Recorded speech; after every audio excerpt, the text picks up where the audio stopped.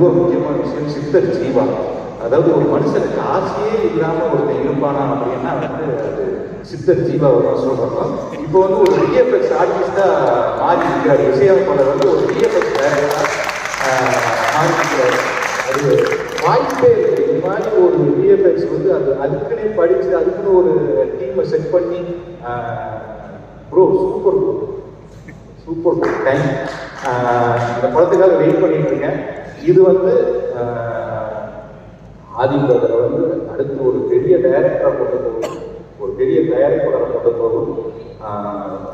அந்த இப்போத்தல்ல என்டர்டைன்மெண்ட்டில் நானும் ஒரு படம் டைரக்ட் பண்ணணும்னு ஆசைப்படுறேன்.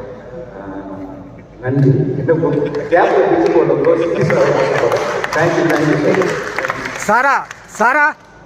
சாரா உங்கள் பாணியை மைக்கு பிடிக்க உங்கள் பாணியை இருட்டு அறையில் முரட்டு குத்துல